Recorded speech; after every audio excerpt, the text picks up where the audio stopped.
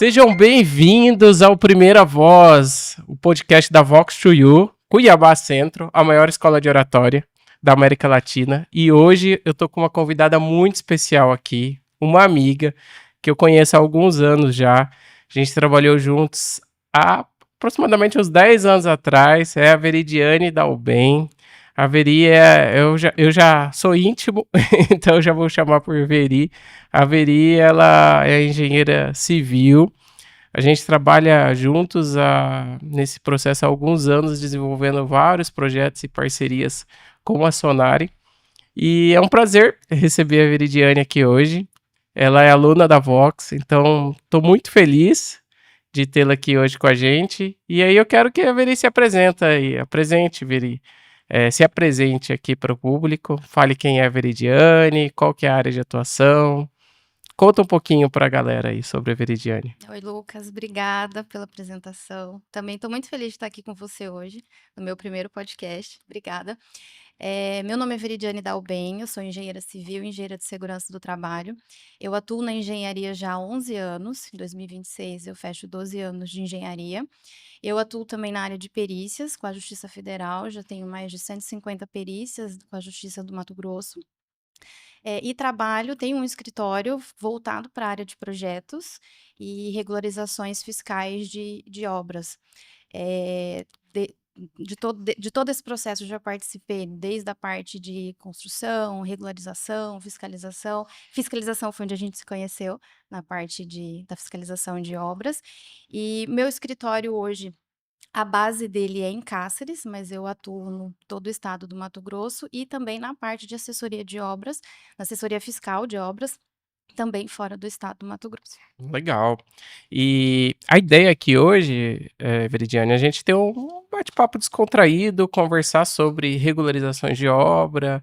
Eu quero que o público entenda um pouquinho qual que é o papel do engenheiro, principalmente da Veridiane nesse processo ali, que é, às vezes, o público associa o engenheiro só na parte da construção em si e muitas vezes vinculado à estrutura da construção, né. Não se preocupa com que o engenheiro ele tem papel ali antes, que são as fases dos projetos, né, ou muito antes do projeto ali na concepção mesmo, né. E aí eu queria começar abordando nisso, né. Vamos começar lá a imaginar do terreno, né, da escolha do terreno. Me conta, assim, tem diferença eu comprar um terreno X ou Y, do ponto de vista legal? Só voltando, né, no que você começou, as pessoas elas têm a ideia hoje que ela vai contratar o engenheiro, ele vai fazer o projeto ou acompanhar a obra, né, talvez um ou 2 profissionais diferentes e só. Mas vai muito além disso, porque o engenheiro, ele vem desde a concepção, né, para ter as melhores escolhas, e o engenheiro ele é necessário toda essa assessoria de documentos, porque existem várias etapas que se não cumpridas, te geram multas, te geram algumas dificuldades em procedimentos de averbação, tem custos expressivos e o cliente, às vezes, muitas vezes, é muito comum, ele entra nesse procedimento perdido, ele não sabe, ele não conhece e ele vai tendo várias surpresas negativas ao longo do processo de projeto, construção e finalização de obra. E aí, respondendo sua pergunta, sim, tem muita diferença você comprar um terreno de esquina, por exemplo, um terreno de meio de quadra, um terreno mais retangular, mais quadrado, desnivelado, né, com aclive, declive. Então, tudo isso tem que ser analisado, porque vai impactar na construção, vai impactar na concepção, na fachada e principalmente no custo, né, no custo final da sua obra. E aí, terreno não é só tamanho. Ah, esse tamanho dá, eu gostei e tá no endereço legal. Não, vai muito além disso. Legal, olha, isso, eu acho que o que você falou tem total sinergia, inclusive não são todos os engenheiros que estão acostumados a lidar com isso. Não, principalmente na parte de impostos, né, e contribuição previdenciária, eu atendo muita gente, tanto assim clientes que são dos meus projetos e pessoas que vêm de outros projetos e o cliente quando ele começa ele não tem a menor noção. que existe tudo isso. Quando a pessoa me contrata para o projeto, né, desde a concepção inicial, eu apresento e explico todas as fases, mas eu atendo só na parte de assessoria, clientes que vêm de outros profissionais. E às vezes a pessoa está lá terminando a obra e ela não tem conhecimento, que às vezes ela vai ter um custo ali expressivo para poder concluir e não tem nada a ver com tijolo, com acabamento, com pintura, é só documento. Nossa, complexo e importante a gente saber disso antes, né. Eu vou dar um testemunho pessoal. Quando eu comprei meu terreno, por exemplo, eu comprei um terreno num condomínio fechado, e eu achava que quando você comprava na planta um terreno em um condomínio fechado, eu não teria problemas, por exemplo, com declive e aclive. Eu achava que ele era nivelado, que Plano. era plano, que todo terreno vindo de uma construtora, principalmente num condomínio fechado, que ainda seria desenvolvido, que não tinha nada lá, tinha uma floresta. Ele iria entregar esse terreno plano. E Não. aí eu tive a sorte, no meu caso, de ser um declive pequeno, que o custo com terraplanagem foi baixo.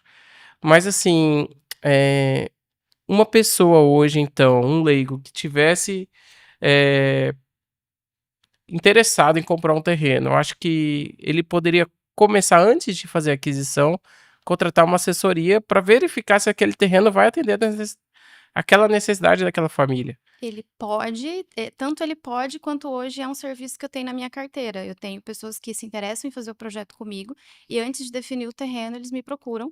A gente analisa junto as expectativas que tem com relação à construção, o que que ela deseja, para fazer uma escolha bem assertiva do terreno. E além da questão do aclive e do declive, isso é muito comum em condomínio fechado.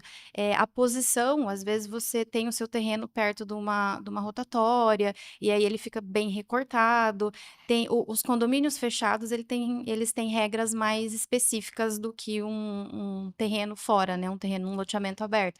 E aí o recuo acaba dificultando muito a construção, porque o terreno é todo irregular, tem parte ali, vamos colocar às vezes 60% da rotatória da via tá dentro do terreno da não dentro, né, mas ela tá no contorno do terreno da pessoa e aí dificulta Os completamente afastamentos a e hora de fazer o então, projeto. às E a vezes pessoa tem uma perca sem e ela não sabe. uhum. Faz uma aquisição que não vai atender à necessidade e ele descobre isso só depois, né. Ele descobre isso na fase de projeto, É, depois que então já comprou o terreno, já pagou, transferiu. então o que eu estou entendendo é que, na verdade, é uma assessoria, não é uma elaboração de um projeto apenas, né. "Ah, eu quero uma construção de 200 metros quadrados", ele vai lá e faz é uma assessoria que entrega O ali. papel do engenheiro que eu vejo é resolver o problema e facilitar a vida de quem está contratando, desde a escolha do terreno para começar o projeto, até finalizar a construção e averbar essa construção dentro da matrícula do seu terreno. Então, é do início ao fim.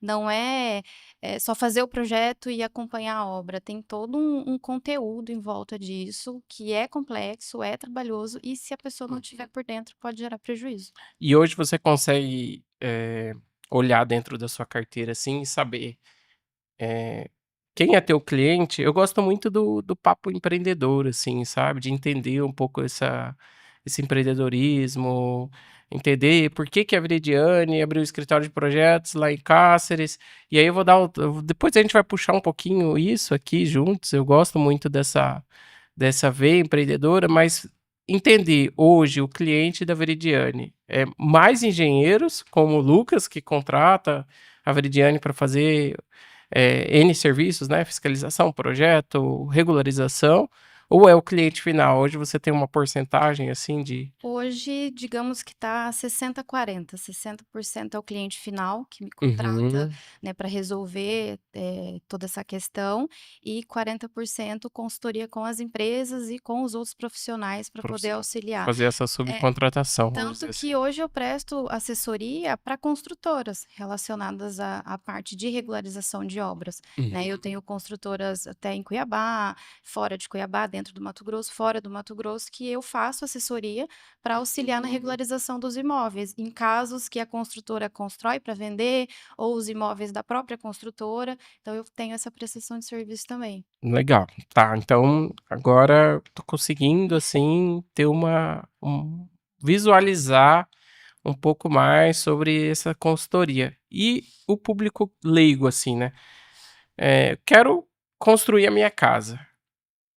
Vamos tentar clarear para essa pessoa o que ela vai precisar de documentação, de projetos, e como que um escritório de engenharia consegue ajudar eles nesse caso. Hoje eu apresento as propostas para os meus clientes em 3 situações diferentes, em 3 fases. A fase pré-obra, que é a parte relacionada a projetos, alvarás. Então a gente tem ali o estudo, né, inicial para fazer o desenvolvimento do projeto e aquisição do terreno, quando o cliente quer assessoria. Aí nisso entra o projeto, registro no CREA e alvará de construção na prefeitura local.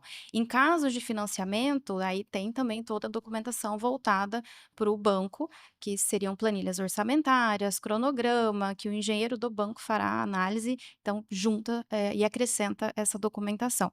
Aí a gente tem a fase que é durante a execução da obra. Uhum. Durante a execução da obra volta, né, o tradicional do que a maioria das pessoas conhecem, que é o engenheiro que vai acompanhar todo o desenvolvimento da obra.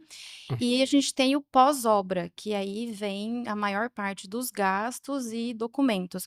O pós-obra a gente tem que documentar ali, falando em termos mais leigos, que é trazer para o papel tudo que você construiu de modo formal e colocar toda essa informação na escritura. Se você pega uma escritura hoje, você lê uma verbação, cita lá uma casa com 3 quartos, sala, cozinha e as metragens. Para a gente chegar nesse texto, a gente tem todo um procedimento que a gente tem que fazer quitação dos impostos, contribuição previdenciária, fazer o comunicado, né, que é o habites na prefeitura, solicitar o habites, que é o termo de conclusão da construção. Então a gente passa por prefeitura, né, no pós-obra prefeitura, depois Receita Federal e por último cartório. E no final ainda volta para fazer uma última verbação na prefeitura. Então a gente tem toda essa tramitação, que mais ou menos ali gira em torno de 60, 90 dias, a depender de cada município. Tá. Então, eu tenho uma fase de pré-obra, durante a obra e E pós-obra. pós-obra. Certo. Isso envolvendo só documentação, né? Só documentação. Em todas as fases, né?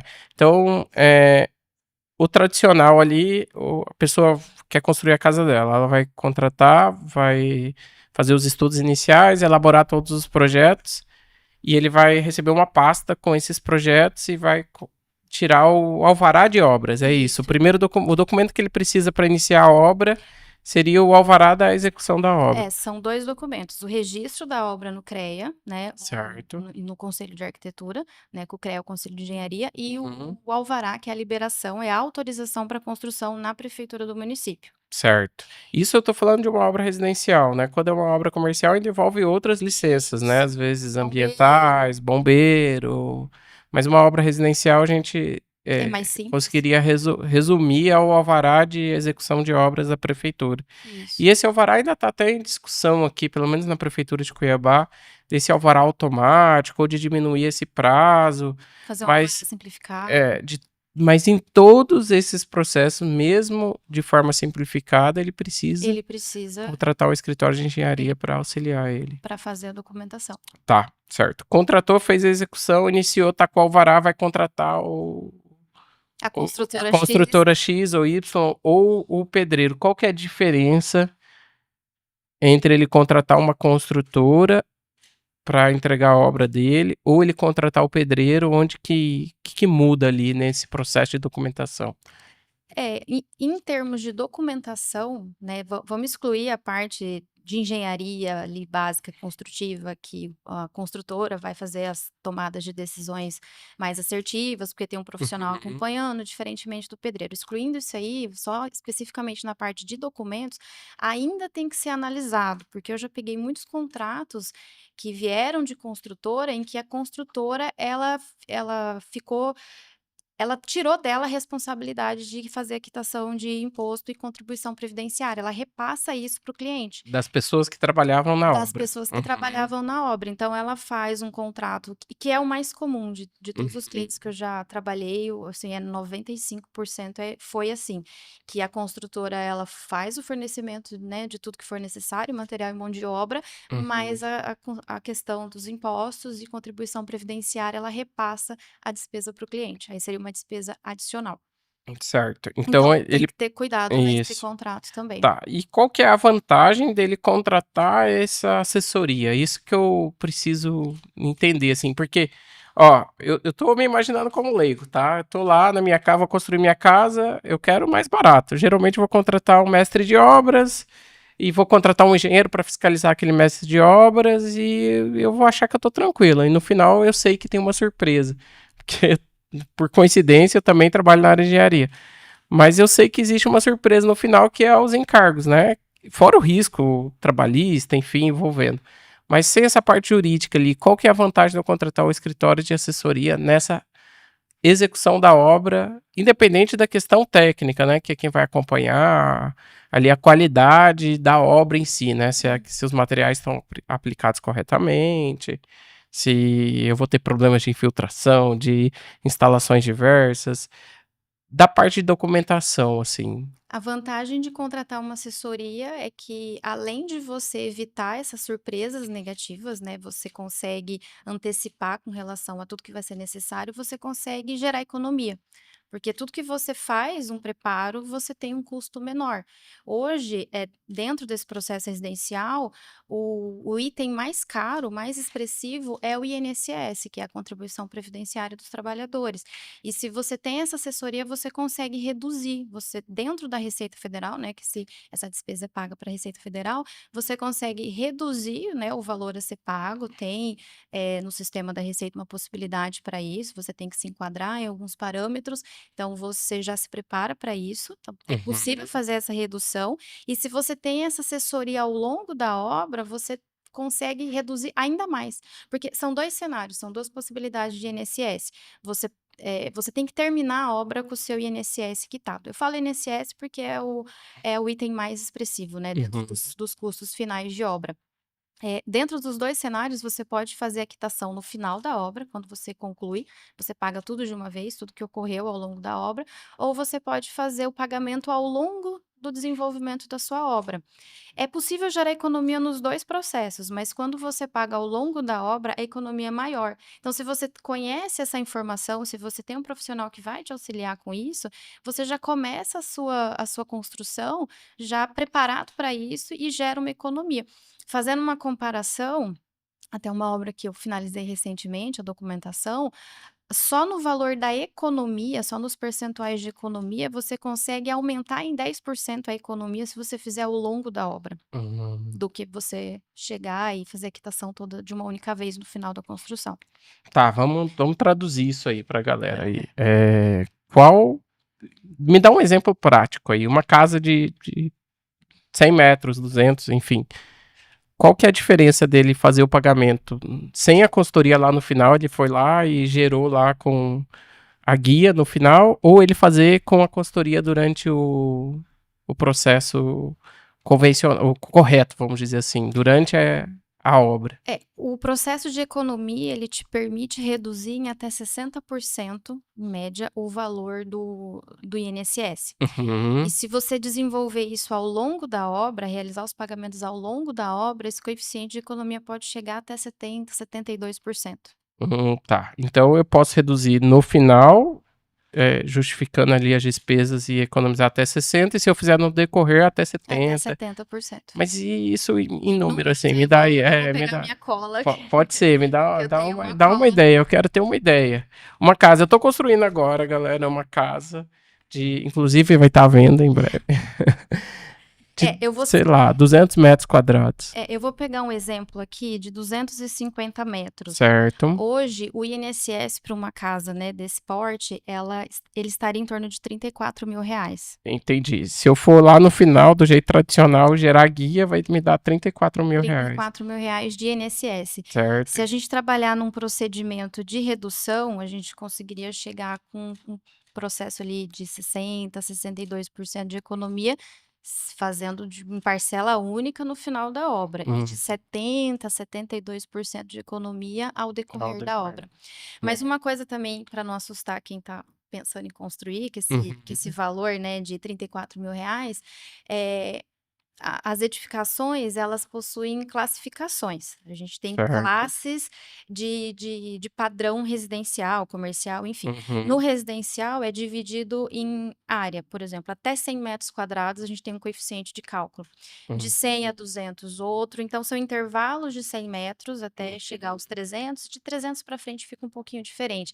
Então, às vezes a pessoa pensa assim, uma casa de 100 metros, o valor do INSS ficou 7.000, então uma casa de 200 vai ficar 14. Não, não é proporcional. Ah, Conforme a construção vai aumentando, esse coeficiente também vai aumentando, que a Receita entende que quanto maior a casa, melhor é o seu padrão construtivo e, consequentemente, mais caro o valor da contribuição previdenciária, que uhum. entende que seriam necessários mais trabalhadores, enfim, o valor fica mais alto. Entendi.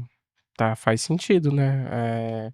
Do ponto de vista tributário, faz sentido. Agora, para quem tá construindo, nem sempre, né? E uma coisa É. que eu escuto muito... Só para poder entender aqui, desculpa te atrapalhar aí, né? Te interromper. Esse dinheiro é o imposto do...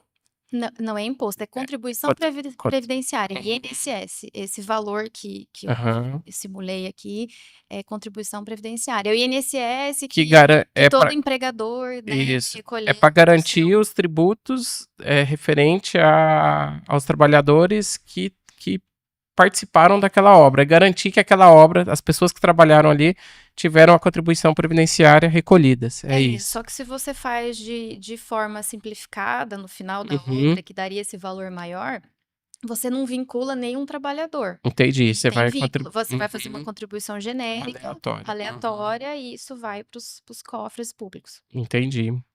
Tá. E uma dúvida que daí eu ia comentar, não existe mais essa questão de banheiros. Quanto mais banheiros, mais caro o imposto. Isso já existiu no passado, hoje não é mais dessa forma. Hoje a classificação é com metragem mesmo. Você pode ter uma casa de 100 metros quadrados com 5 banheiros, que vai ser o mesmo preço que uma casa de 100 metros quadrados com 2 banheiros. Entendi. Isso para o INSS. Ah, tá. Pode ser que outros impostos ainda considerem, né? Isso, que é o ISSQN, que é na prefeitura, que é o Imposto sobre o Serviço. Toda obra também tem que pagar esse imposto na prefeitura local. E aí o percentual varia, né, de acordo com cada prefeitura, podendo chegar até 5% do valor estimado de mão de obra. Que a consultoria também, contratar um bom engenheiro também vai gerar redução nisso, né? Porque ele vai juntar a documentação dos impostos sobre serviços recolhidos ali para você reduzir isso no final.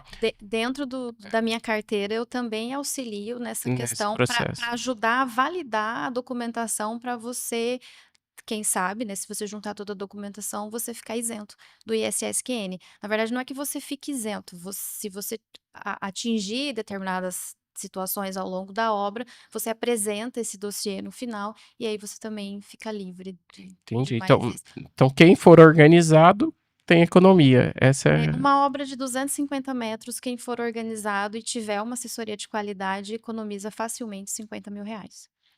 Muito bom. Faz uma diferença, né? Já Faz uma diferença. Paga as esquadrias. Paga. Um caso bem legal. Apesar de que tem gente que coloca uma torneira de R$50.000, então também... Mas sobra para comprar. Pelo menos a torneira, exatamente. Mas um caso bem interessante que eu tive de um cliente com relação à prefeitura, né, ao ISSQN, que assim, digamos que o pulo do gato é você juntar notas fiscais de mão de obra de tudo que você for contratando ao longo da construção. E no final a prefeitura questionou o vínculo dele com o vínculo da nota com a obra, porque os prestadores de serviço, eles não informaram em todas as notas fiscais a CNO, que é o Cadastro Nacional de Obras. Então, a gente teve que abrir processo, retificar a nota para conseguir enquadrar isso. Entendi. Legal. E tem mais um ponto também, que se não cuidar, né, digamos assim, você pode até perder, invalidar a sua nota. Se o prestador, porque a maioria dos casos é MEI, né, os prestadores de serviços são MEI. Se o prestador de serviço, ele tiver em débito com a prefeitura ela pode não validar a nota enquanto o débito dele estiver ativo. Tá. Entendi. O próprio prestador, se ele não fez o pagamento daquilo, pode te prejudicar. Por isso que é bom também você escolher bons prestadores, né? No geral, né? No contexto geral, geralmente já é melhor você escolher, né? E uma coisa que você pode fazer também durante a sua obra, quando você recebe uma nota fiscal de mão de obra para fazer o pagamento, você já emite uma CND daquele trabalhador, porque Uhum. naquele momento ele não estava em débito com o município. Só que no momento futuro, lá 6, 7 meses, quando você finalizar a sua obra, se ele tiver em débito, você pode mostrar, não, aqui, ó, quando eu contratei, eu paguei, ele não estava em débito. Entendi. Tanto que a maioria dos clientes, dos nossos clientes maiores, para nos contratarem, eles pedem a CND antes. É contrato público, Então, né? o contrato público também pede, Pede, justamente para poder, na hora de receber, exatamente. pra Eu te não dizer te que imaginava que tinha um motivo isso. Um motivo, assim, concreto, né? Agora eu consegui visualizar. Legal. Tá, e eu quero entender, e como é que você chegou nisso, assim, como que você resolveu atuar nesse nicho de consultoria e engenharia, né? Conta aí parte dessa eu história. sempre gostei mais da parte de escritório de engenharia, eu sempre gostei mais da parte de projetos, eu nunca fui muito voltada para execução de obra, nunca foi minha praia. Uhum. E quando eu abri o meu Não escritório, gostava do sol. eu não gostava do sol, meu bronze não ajuda. Certo. Quando eu abri o escritório, assim, eu comecei a atuar com projetos em 2014, que foi Uhum. logo que eu formei. Em 2016, eu formalizei e abri o escritório, abri a empresa da UB Engenharia. E eu fui adicionando serviços na minha carteira, pensando sempre em resolver problema, porque eu não queria que o meu cliente me procurasse e, na sequência, precisasse procurar outra pessoa. Então, o meu cliente me procurava para fazer o projeto. Daí passava determinada situação, precisava de uma outra demanda, e essas demandas iam aumentando, até porque os órgãos fiscalizadores eles estão cada vez mais rígidos, e eu fui tentando sempre adicionar serviço na minha carteira para resolver esse problema. Então, por isso que foi aumentando. Eu comecei lá no início só com um projeto de arquitetura e instalações e concreto, e isso foi crescendo, sempre com o objetivo de resolver o problema do cliente. O cliente que chega para mim, ele não vai precisar se preocupar em contratar outra pessoa. Até porque se tiver algo que ele precise, que não está na minha carteira, eu vou fazer isso por ele. Então foi assim que nasceu toda a parte de assessoria, resolver problema para os clientes e evitar que eles tenham surpresas negativas. E porque é interessante que quando a pessoa começa a fazer um projeto, ela não está preocupada com nada. Ela só está preocupada em como que vai ficar a casa, em ver o 3D, como é que vai ficar a fachada. Ela não se atenta ali que tem várias coisas que ela precisa pagar. E aí eu tô sempre ali mostrando, ó, você tem que pagar isso, isso, isso, você tem que fazer uma organização disso. Cadê a nota fiscal da sua obra? Manda a nota fiscal para mim, para eu dar uma olhada. Colocou a CNO? Então tudo isso eu vou cuidando para quem me contrata, né, nessa parte de assessoria. Legal, é uma verticalização mesmo do processo, né? Que é, né, você realmente oferecer soluções que dependem, que são correlacionadas àquela atividade de projeto. Legal. E para entender, então você fica dentro do segmento ali. O cliente procura, você vai elaborar os projetos, vai fazer assessoria do pós, O o pré pré, o e o durante durante e e o o pós-obra. pós-obra. E aí entrega no final o ABITSE, que seria o último documento. Não, eu entrego a escritura já com a verbação da construção. Isso, que é um processo pós-ABITSE, É um correto? processo pós-ABITS. Então, vamos fazer uma linha do tempo, né? A gente tem o início do sonho, que a gente começa a desenvolver os projetos, e a gente tem alvará e registro no CREA. Depois, no final da obra, a gente tem o ABITS, a gente tem a verbação no cartório, a gente tem imposto na receita, imposto não, contribuição previdenciária para pagar, e todo esse processo, ele se resume num único texto, indicando as características da sua obra dentro da sua matrícula. Eu entrego isso pronto. Então, eu posso dizer que se você tem só o seu ABITSE na mão, a sua casa não está regularizada? Não, não está regularizada. Se você tem só o seu ABITS, você não consegue nem financiar uma venda de imóvel pronto. O banco não aceita, o banco solicita a verbação. Que a grande vantagem de você ter o seu imóvel totalmente regular é operações imobiliárias. Você consegue vender, comprar imóveis que estão regulares. É um plus, é um Uhum. ponto a mais que você tem comparando com outros imóveis. Legal. Além de evitar surpresas negativas, né? Uhum. Porque hoje, por exemplo, a Receita Federal ela te notifica. Se você tem uma obra que você fez nos últimos 5 anos e você não fez o pagamento dessa contribuição, você recebe uma cartinha da Receita Federal Uhum. solicitando que você faça o pagamento, que você esclareça, né, em que Que pé que está massa. aquela a Uhum. sua obra. Tanto que se você não construiu, você tem que informar e provar que você não construiu. Não é simplesmente, eu não construí, então eu não devo nada. Você tem que provar com Uhum. documentos, né, com validade, que você não fez a construção. E isso já se estendeu para as prefeituras. Várias prefeituras também já estão notificando as pessoas que têm ali alvará dos últimos 5 anos, que o alvará é a autorização para construir.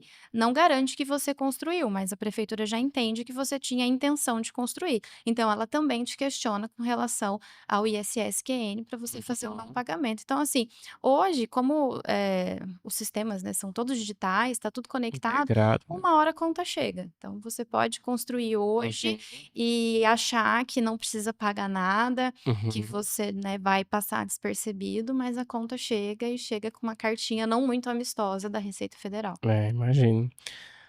E esse leão, a mordida é pesada, né? É pesado. E a coisa mais comum que eu escuto no escritório é a pessoa falar assim para mim: "Não preciso fazer regularização, não preciso fazer averbação, porque a minha construção não é financiada". Então, Hum. assim, hoje não tem mais isso. Você tem que pagar, você Uhum. independente do meio que você fez essa construção, se foi com recurso próprio ou financiado, você tem que pagar o imposto. Você Legal. tem que pagar, né, Legal todo o não, né? processo. É, faz parte, entendi. Aham.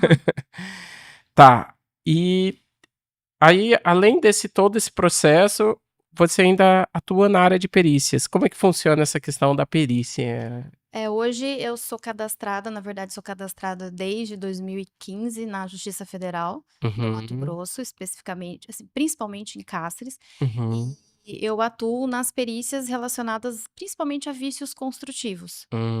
Então Então, o juiz o juiz determina uma o perícia e juiz você é nomeada para atuar ali isso, na naquela e você atua naquela também como assistente técnico, que seria das partes? atuo também como assistente técnico, Uhum. mas o meu número mais expressivo é como a Com perita a perícia, né.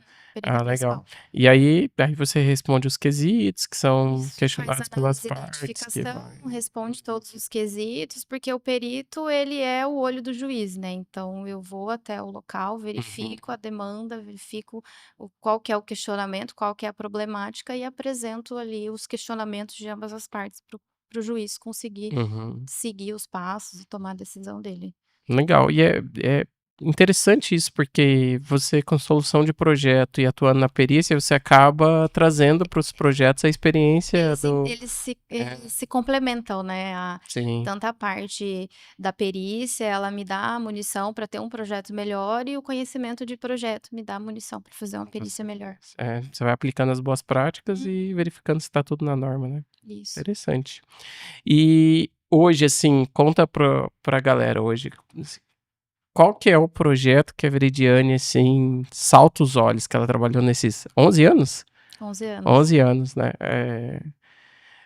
Pra vocês entenderem um pouquinho, assim, há 11 anos atrás, basicamente, eu conheci a Veridiane lá em Cáceres e eu estava fazendo uma fiscalização pra obra da Polícia Rodoviária Federal. E A aí base da a PRF. base, né, que teve uma reforma. E eu subcontratei a Veridiane para fazer a fiscalização para nós lá, né? Que precisava, ela era longe ainda. Quantos quilômetros de Cáceres ali? Dá uns 10? 10, Dá uns 10 a 10. 11 quilômetros. E aí precisava de um engenheiro local para ficar fazendo a vistoria e a Veridiane ia lá. E nós tínhamos um técnico junto. E foi ótimo, assim, né? A parceria, tanto que tá Tá até até hoje. hoje.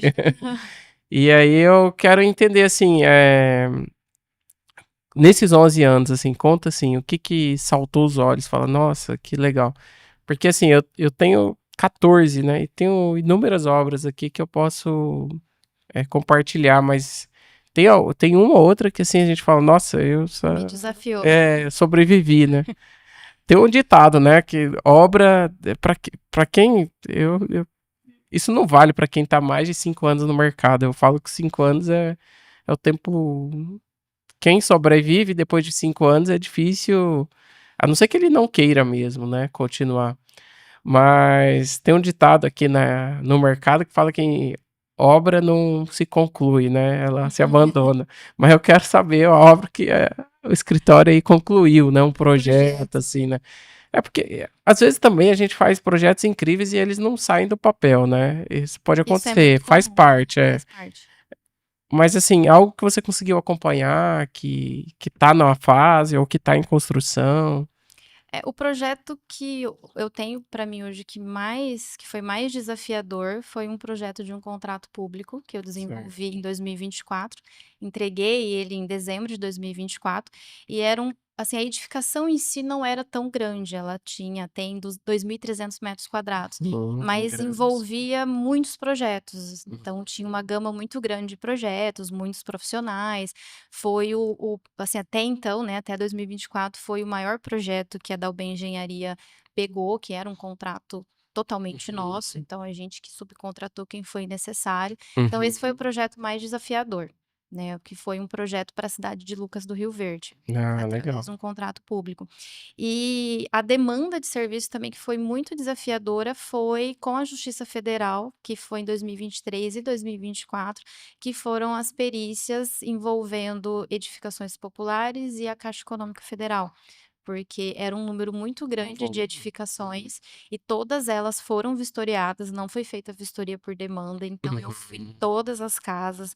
Então eu fiquei um bom tempo ali visitando e conhecendo a realidade das pessoas, dos moradores. Então Uhum. esse também foi bem desafiador, porque não é só a visita, né, você tem que fazer a visita, montar o A laudo, entrevista, né? e depois você envia o laudo para a justiça te devolve com mais questionamentos, então Uhum. foi um processo também bem desafiador. Nossa, é muita história, né? É muita coisa. 11 Legal. anos é bastante tempo na engenharia. Uhum. E hoje, então, você fica atuando, sua base é em Cáceres, mas você fica vindo para Cuiabá e atua no Brasil inteiro. Hoje eu me divido em atendimento físico entre Cáceres e Cuiabá. Minha base é em Cáceres, mas eu também atendo em Cuiabá, então eu fico nessa ponte, né, nesse vai e volta constantemente, semana em Cáceres, semana em Cuiabá. Mas a assessoria e até mesmo os projetos que são desenvolvidos de forma digital, eu faço para o Brasil todo. Hoje eu tenho projetos desde Alta Floresta, né, no extremo norte do Mato Grosso, até Rondonópolis. E na parte de assessoria, eu também tenho assessoria no Mato Grosso, Pará, então a assessoria ela abrange um número maior. Né? Tem projetos em Alta Floresta, Tem o que eu vi projeto lá Alta bastante, né? Floresta, Lucas, Uhum. Cuiabá, Então, se hoje precisar alguém regularizar o imóvel, pode procurar da alguém pode engenharia, entrar em contato mesmo comigo, de qualquer lugar, né? de qualquer lugar. E aí, se precisar fazer levantamento, ir no local, Isso a gente aham, resolve. faz parte do. Um ponto legal também que eu fiz uma simulação, né, não sei, qual que é o alcance, né, até onde esse áudio chega, mas existe diferença do INSS de acordo com o estado. Por exemplo, se a gente comparar o estado do Mato Grosso com o estado do Pará, dá uma diferença significativa. Não vou ter os números agora, mas uma obra de 200 metros no Pará para fazer o pagamento do INSS, ele é um pouco mais baixo do que o do Mato Grosso. Então, cada estado tem sua tabela de referência. Então, às vezes a pessoa está lá assim, num outro estado, vê esse valor, fala, não, mas eu paguei um valor diferente, foi maior, foi menor, porque varia de acordo com o estado, é uma referência estadual. Entendi. E, assim, eu vejo que é negligenciada essa parte, porque a gente acaba não entendendo que existe uma engenharia ali necessária, né, para fazer o cálculo do metro quadrado da construção, para poder avaliar, e acredita que isso é atribuição ali só da contabilidade resolver. E na verdade tem que ter um time de engenharia ali que vai estar olhando para isso junto com a contabilidade, né. Eu vejo que as pessoas falam muito mal da construção, que é sempre uma caixinha de surpresas, que os valores são sempre muito mais altos do que os previstos inicialmente, mas isso acontece porque a pessoa ela tem uma assessoria ruim. Ela não busca, ela não contrata uma equipe, um profissional que possa ajudar e mostrar, transparecer todos os processos para ela. Quem tem essa assessoria, ela não tem surpresas ao longo do processo de construção.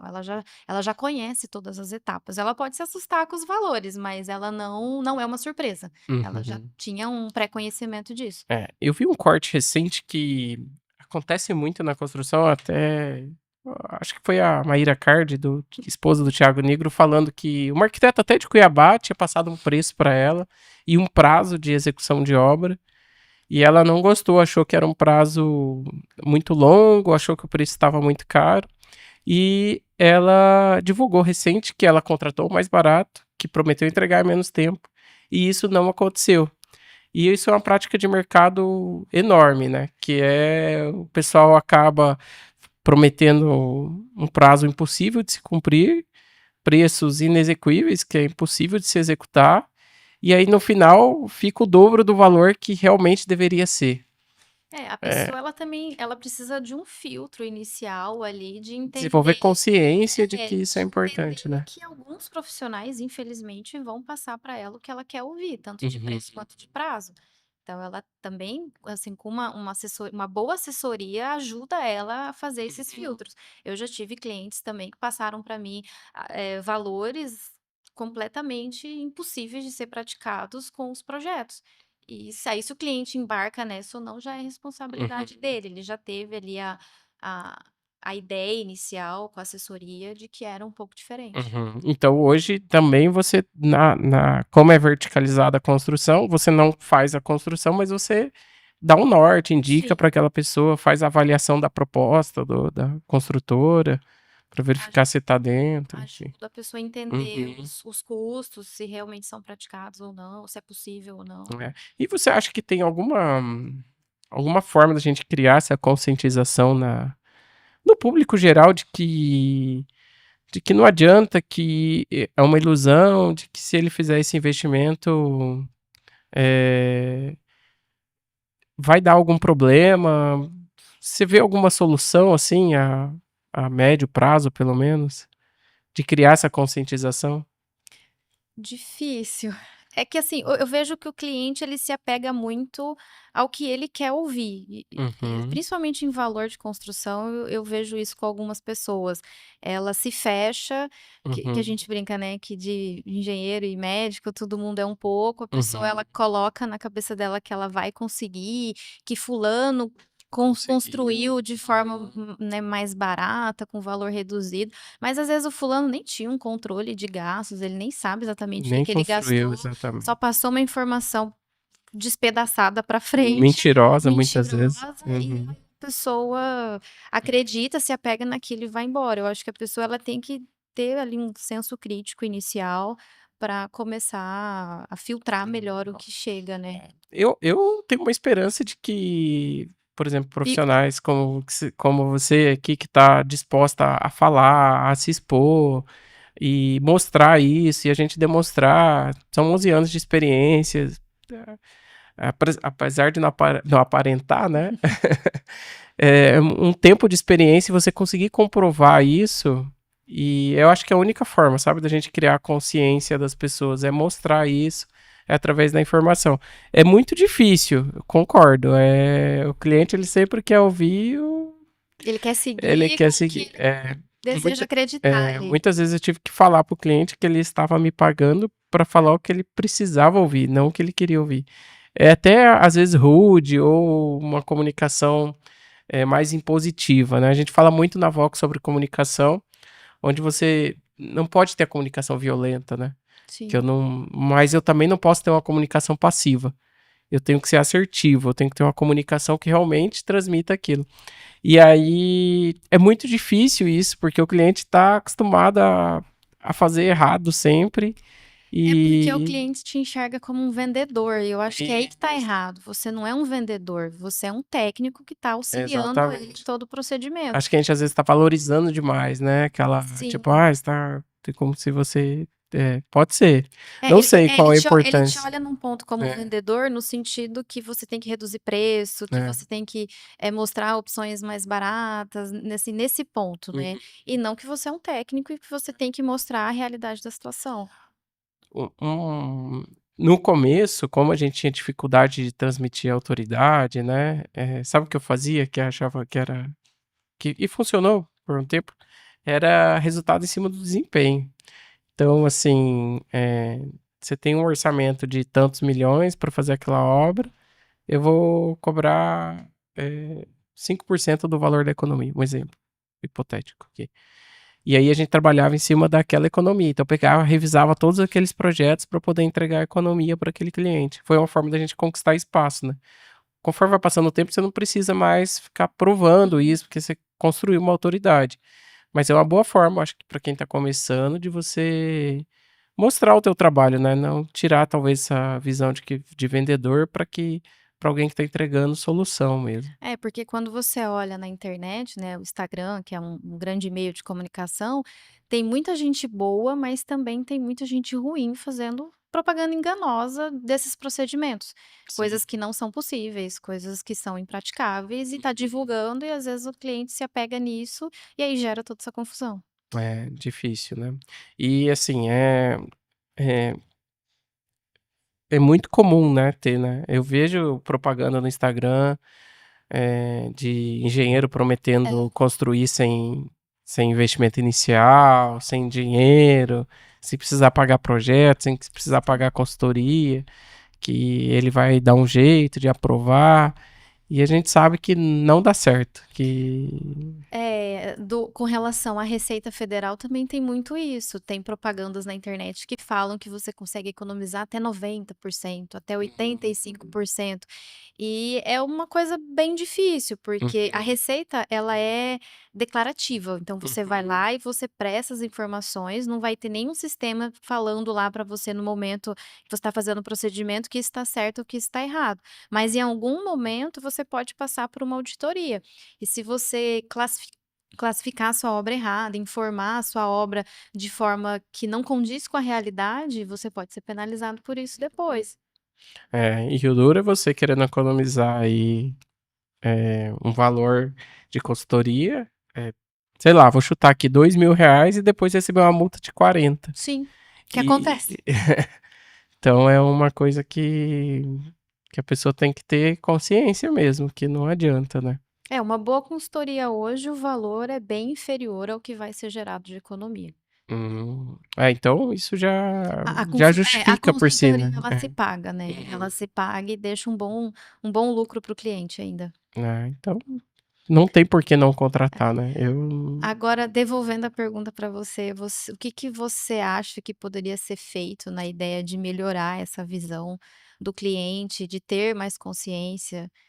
Eu tenho uma visão meio utópica, né? Que seria a conscientização através da nossa representação, né? Então hoje a gente tem um conselho que deveria, os conselhos no geral, as associações, elas deveriam estar focadas em divulgar a importância disso para a sociedade.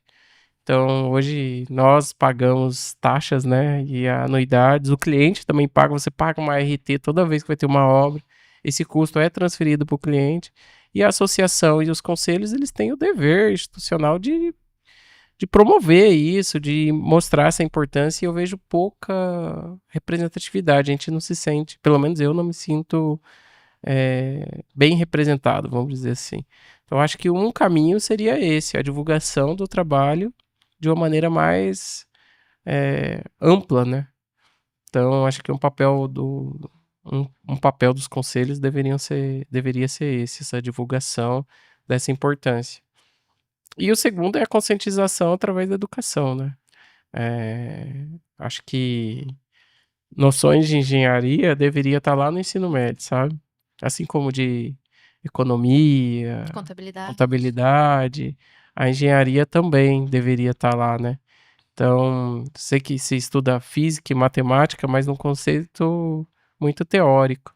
Então, se a gente trouxesse isso dentro da prática, acho que ajudaria muito o nível de consciência das pessoas e as pessoas entenderem. Porque, assim, além dos desastres que tem, né, pelo fato de não ter engenheiro, muitas vezes tem engenheiro e ainda acontece, né? Então, eu acho que é muito grave o nível da falta de conscientização, né, da importância. E também da valorização da classe, né? É, porque infelizmente tem muito cliente hoje que ainda acredita que engenheiro é só para assinar É documento. custo, né? É custo e só para assinar documento. Uhum. Não tem a consciência que o engenheiro é para resolver problema. E tem muito engenheiro que se É, submete a isso também tem. ainda, né? Então, junta os dois lados. Muito legal, muito obrigado por toda esse conteúdo, essas informações, e eu quero deixar um espaço aberto aqui para a Veridiane. O que que a Veridiane quer deixar de mensagem nesse podcast? Quero agradecer novamente a presença, muito legal. Obrigada, eu que agradeço poder participar, fiquei muito feliz, muito contente. E quem precisar de projetos, consultoria, estou totalmente à disposição. Vocês podem me achar na rede social da UB Engenharia. Eu estarei lá disponível para atender todo mundo, ajudar a resolver problema e economizar o dinheiro de cada um. Muito legal, obrigado.